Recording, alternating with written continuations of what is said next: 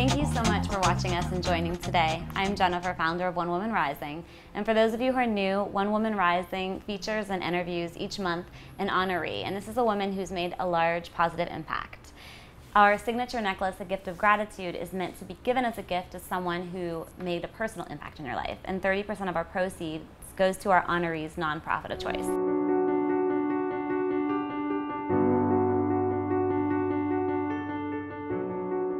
So can you tell me a little bit about, or share with us a little bit about your story and what's behind starting Treasures? Absolutely. So I'll do the 3-minute version. Okay.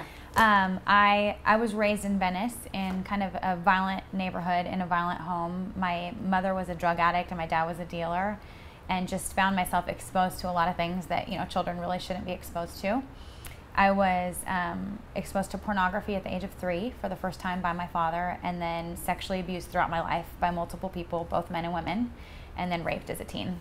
And that's a lot to say in a very short period of time. And there was a time where I thought I would not be able to say those words. I have been sexually abused, I have been raped, because it had such a grip on me, and I had so much shame surrounding those experiences and so much pain that I didn't think I would ever be able to verbalize them. But I can say that now, like, not to be cavalier, but out of a place that's come from a healed heart. So, but for many years, those experiences shaped my life and really shaped my choices. And one of my abusers was my mother's boyfriend, and at that point I was 13, and I started standing up for myself, and I said, he's got to go, because he was living with us at the time. I said, he's got to go or I'm leaving. And so I ran away from home, and then my mom said, fine, come home, he's gone. So I came back, and he was gone, but she ended up leaving with him for 3 months and left me at 13 with my 8-year-old brother for 3 months with nothing but $20 and a book of government vouchers for food stamps. And it was that summer that I started stealing from the liquor store to support my brother and I, and it was that summer that an older boy in my neighborhood came around and started, you know, he made me feel protected. When he was around, I felt like I didn't have to worry about my surroundings. Like I said, I was in this kind of violent environment, and when he was there, I didn't have to steal food, because he would take us, you know, to Burger King or whatever and buy us cheeseburgers or whatever. And so I became really attached to him. And now looking back, I can see that he came from a pimp culture and had an intention to exploit me in that way. But at the time, I just saw a knight in shining armor. And so I became involved in a 7-year-long abusive relationship with him. And it was that relationship that led me into the sex industry, working as a stripper at the age of 19. And essentially, my boyfriend became my pimp. And I was just stuck in that life, and stuck in that relationship. And the thing is I stayed because I thought that that's what relationships look like anyways. But also I stayed because he just validated every negative thing I already believed to be true about myself. And I just had so little self-worth.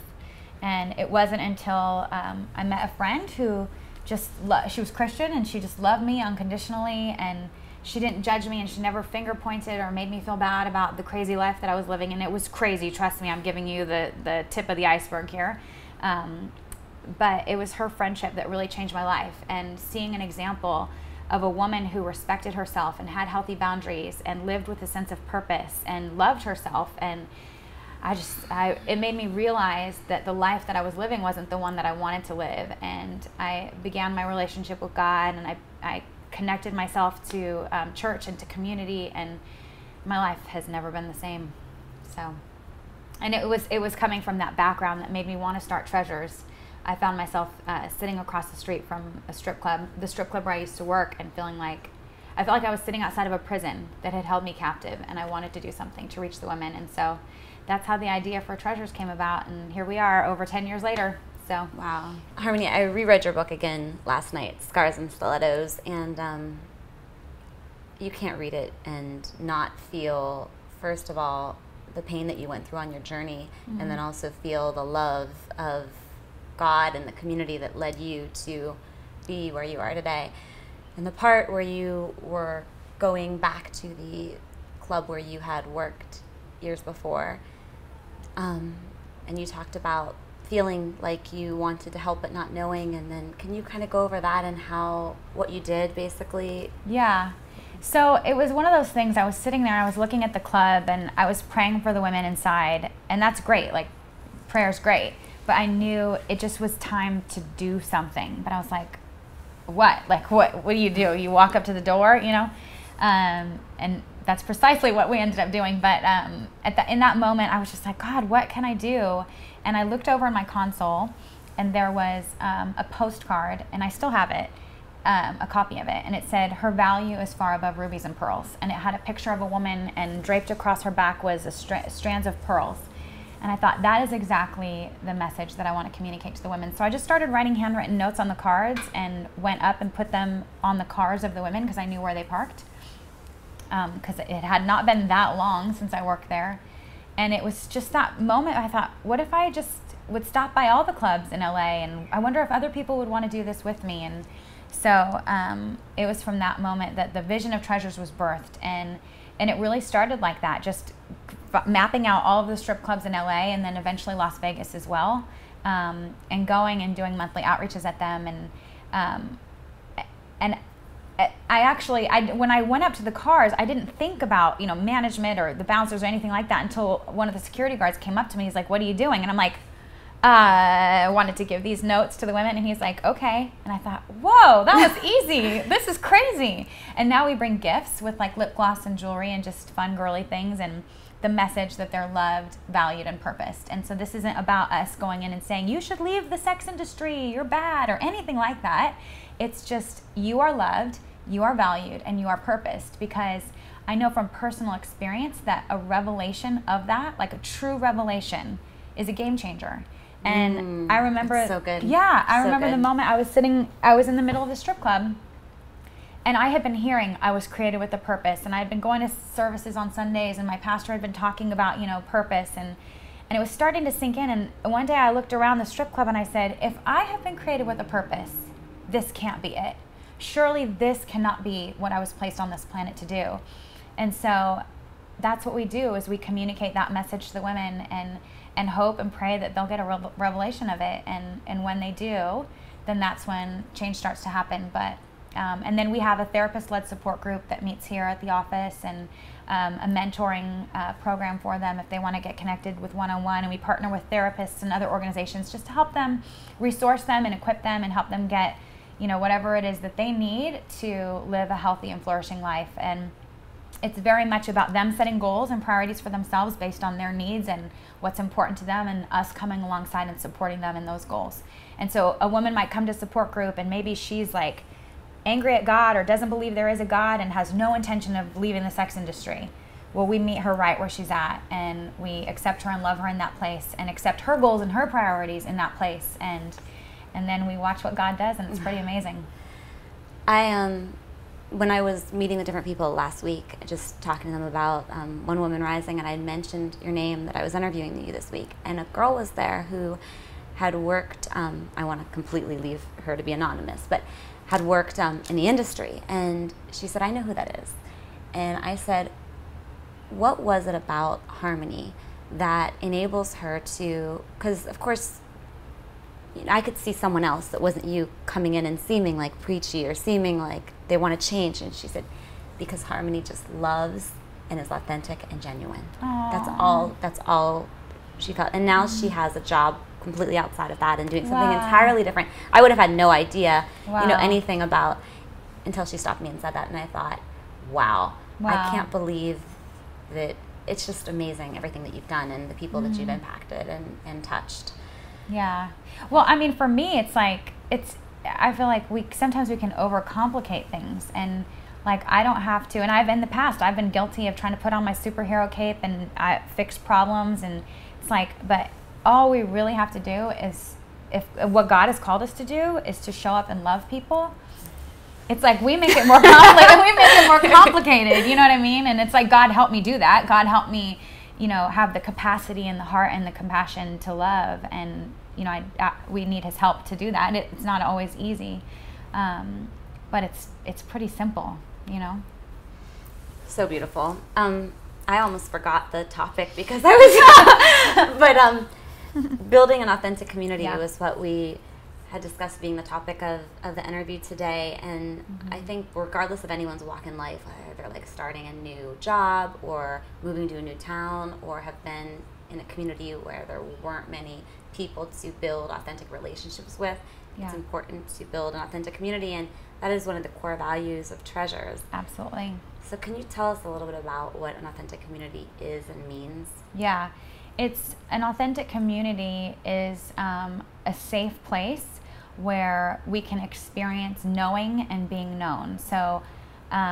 it's a place where we're not judged and where we're accepted and where we're all growing and learning and on that journey, but that it's safe and I can know you and you can know me and it's safe to do that, you know? So, and I think it's so vital. It's, if I could give a person, one thing and one thing only on their healing journey to help them grow and move forward and heal, it would be authentic community.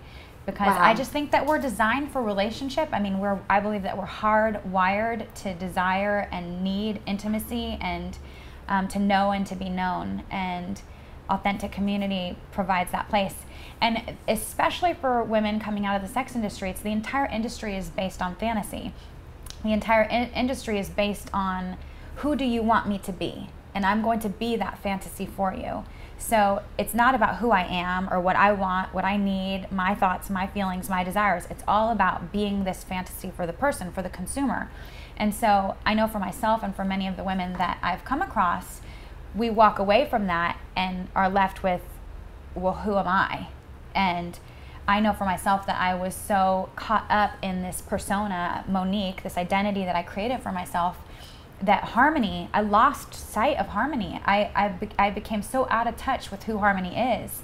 And so authentic community, it creates an atmosphere where we can begin to know ourselves, and then as we become, as we know ourselves, then we can share who we are with others authentically and be loved authentically for who we are, not for who I think you want me to be, because that's what you want, but who am I and how do I feel and what do I want and need. When you're starting to build an authentic community, how important is it to first, of course it's important to first build authentic relationship with yourself, but sometimes that's difficult, and you need support and people outside of you. So if you're at a place of vulnerability or newness, or even college girl just starting out, how do you decide what people are going to be key players in your authentic community? It's a really good question. They have to be safe people. They have to be people that have shown themselves trustworthy of sharing your heart with. And there's actually a book called Safe People by Cloud and Townsend that's really amazing. Highly recommend it.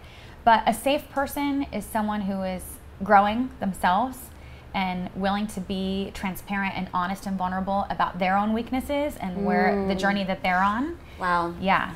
And is willing to love you as you are growing and being vulnerable and transparent in that place. A safe person, if they gossip about other people, they gossip about you too. So a safe person is not sharing other people's business with you. And a safe person is someone that if you share, like maybe they did something that was hurtful or offensive or whatever, that they're willing to hear that and not become defensive and attacking, but are willing to just to listen and hear that and receive that and respond in a way that is healthy and helpful. And a safe person, their words and their actions are in harmony. They're congruent. So like if someone is doing a behavior that is hurtful or harmful to you and is apologizing, but their behavior isn't changing, and they're showing you with their actions that this is what you can expect from them, that's not a safe person. A safe person, even if they mess up and do something that maybe was hurtful, will own that, take responsibility, apologize, and then change behavior, so that you're not seeing that repeated hurtful behavior happening again and again. I mean, there are a bunch of characteristics, but and that's why I recommend the book. But one of the main things I can say is to watch people's actions. When I heard Maya Angelou say, when someone shows you who they are, believe them. So good. It's interesting you talk about them also being on a path of growing, and recognizing their path of growing and seeing that they're focusing on that with themselves, because I think, we all have times in our lives when we're weaker, and there's always those people who want to be to come in, but if they're just positioning themselves as an authority, sometimes that can be unsafe. Yeah, absolutely. And that maybe they're not able or capable of being vulnerable, so they feel more comfortable being in a one-up kind of authority position, but sometimes that can just be an indication of their lack of ability to be vulnerable and transparent themselves, you know. And I don't tell everybody everything. Like I have a core group, an inner circle of friends. There's about 4 of them.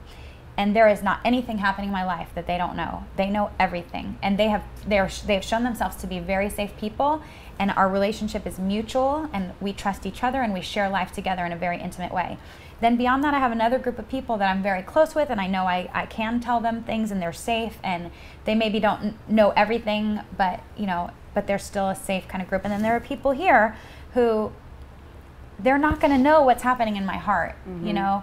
They'll know a different layer of information. You know, the layers are this. If you say you injure yourself playing volleyball, and an acquaintance, someone that's on that 3rd layer out, says, you know, how are you? You could say, oh, I'm pretty good. I hurt myself playing volleyball, but otherwise I'm pretty good. You gave them the truth. That was an authentic answer, but you did it at a layer that is appropriate to that relationship. Maybe the other person asks, how are you? I'm good. I hurt my arm playing volleyball, and that's been kind of a bummer, and you know, I'm disappointed I can't play. And so that's another layer of intimacy versus the inner circle. You might share with them, I hurt my arm, I'm disappointed I can't play, and I'm afraid I'm never going to be able to play again, and what's going to happen in my life if I can't. So you gave an authentic answer to all of those groups of people, but you're only sharing your heart with the people that have shown themselves to be the most safe and trustworthy. Do you ever feel like, you know, because you run this foundation and you have a little baby girl and just so many responsibilities in your life, how do you manage all of this and then making sure that you're not, you know, that you're giving what you need to give to them as well, and just you guys stay in touch enough? How do you balance the friendships? I personally have realized by doing this the wrong way that I cannot afford to not invest in my friendships. Like, like the busier I get, the more important it is that I have those people that I'm doing life with. And you know, sometimes when I see people who are in maybe positions of authority, or like let's say they're in a ministry or in a political position or whatever, and you hear these stories of these people who live this double life, and you're like, they did what? They got caught doing what? And they lost everything. I often wonder, were they known by anybody? Were they really doing life authentically in authentic community? Because if they were, I can't imagine that happening. And so for me, it's really important to make sure that I'm practicing knowing and being known. And I can't afford not to invest in those relationships. Just like I cannot afford not to take days off. I cannot afford not to do recreational things like salsa dancing. Which I also love. I know. Yeah, right. That's right. We talked about that. And I learned it the hard way. I learned it by doing it wrong, and by not investing in friendships, and not taking days off, and not, you know, investing in myself recreationally. And it's a marathon, and I want to be in this for the long haul. And so that means that I have to take care of myself because nobody else is going to. And so that encompasses all of those things. I really like that expression. I cannot afford not to invest in this core group of women and men and this authentic community. That's really good. I know for me personally, hearing that makes me realize how important it is, because there are other things that you say, like you said in your life, I can't afford not to do this, I can't afford not to do that. And authentic community should be just right there at the root as well. And that's really all. I mean, what else is there? Right? What else is there? Like we live our whole lives. I was just someone was just saying this the other day, that someone had passed away and they were very wealthy. Oh, it was actually my Holly Wagner, my pastor's father, and he was successful in the oil industry, and he was a very successful, wealthy man, and he just passed away recently. And someone made a point that at his funeral, no one said, "Oh, it was awesome to know the VP of an oil company," and "Oh wow, wasn't he wealthy?" or whatever. They were all talking about what an impact they had in his lives, their lives. What an impact he had in their lives relationally, and his generosity and his kindness. And it's like, at the end of the day, that's all we have are people and relationships. We can't take anything else with us. So what else is there? This is Honoree's book, Scars and Stilettos. It is an amazing read. Please read it. You cannot not be touched by it, and you cannot not feel the love and the compassion of Honoree and of God that brings her to this amazing path where she's healing so many other women. And I want to give you our necklace. Oh, I'm so excited. I love your jewelry. So thank you. This Oh, look at this. So pretty. is the gift of gratitude. Oh, I love it. Oh, that's so pretty. What a pretty box, too. Thank you. Aww. You could read it later. Okay, I'll read that. I'll read that. Oh, this is so fancy, ladies and gentlemen. It's very fancy. Oh, it's beautiful. Oh. I love this one. Thank you so much. You are so welcome. Thank you guys so much for watching, and I hope that there are several takeaways you can add into your own life about building an authentic community. And please go out and get her book, Scars and Stilettos. And a necklace. And a necklace, and 30% of the proceeds will go to treasures for this month. So thanks, guys. Awesome.